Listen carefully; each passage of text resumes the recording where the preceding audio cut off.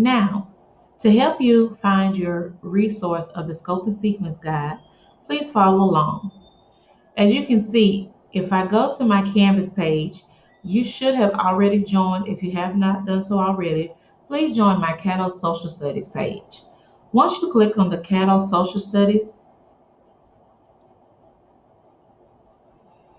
Canvas course, you will then see where you hyperlinks to various resources.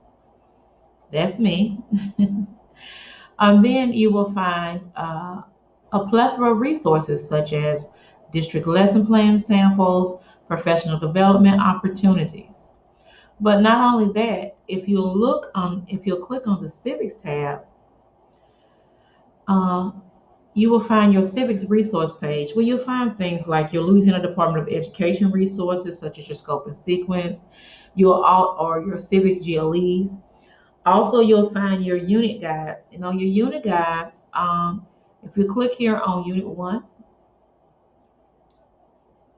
here you can see in Unit 1 of Social Studies, here's a sample of where you would have your pacing guide for the year, color coordinated for you.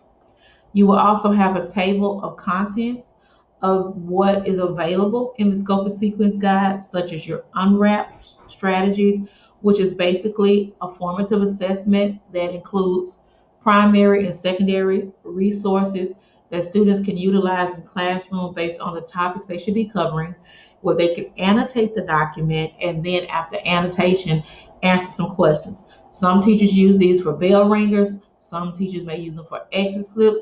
Some may wait to the end of the week and use them for quizzes. But that is a formative assessment that was built through Tier 1 resources from your scope and sequence.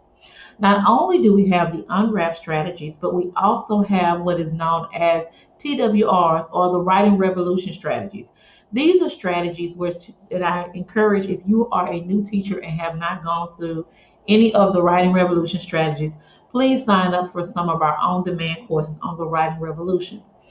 In the Writing Revolution Strategies of Social Studies, we try to utilize this program to help students to become better writers through social studies. We use techniques from this that is also cross-curriculum that are used in ELA, science, and math. So as you look, you will also see a schedule. Now, some of our scope and sequence guides are broken down by week and some by the day. Civics is one that is broken down by the day. This is not a 100% by any means. You don't have to stick to this schedule. You really have to pace yourself based on your student's ability, and also. But this is just kind of a good guide or model to go by for teachers, where we have broken down the topics by the day. Also, hyperlink your resources so you don't have to search through them. You could actually help build your lesson plans and your unit plans utilizing this resource. So here is what those unwrap strategies that I was telling you about. This is what they look like. If you look at this one, this is an unwrap on source on Thomas Hobbes. So then you look at the resource, but then also we have questions available. The first day, students would annotate the resources, and then the next days they would answer multiple choice questions and our constructive responses. Here's an example of a TWR, types of government, where we would look at these, and students will begin to start utilizing fragments and changing them into sentences. Not only does this help them process the content. So these are examples of the many resources that are available to teachers when planning a lesson in social studies for civics.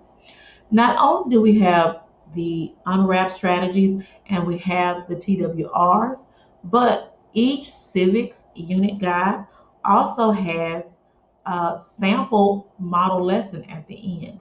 So if you look at the end, you see where one day of the civics schedule has been actually available to teachers so they can see the breakdown of what topic is covered, where it comes from in the unit, also what claim, the lesson's objective, the essential questions, what resources available to be utilized or used in this, the lesson from beginning to end, from the unwrapped to the activity of doing a Nearpod lesson, to doing the TWR because button. So this is just kind of help you as a teacher kind of get acclimated with utilizing the scope and sequence guide, Cato style. All right. So I hope this helps. Once again, a lot of hard work and dedication went in to help creating these guides from your task force. And I hope you have a great school year as you utilize this resource.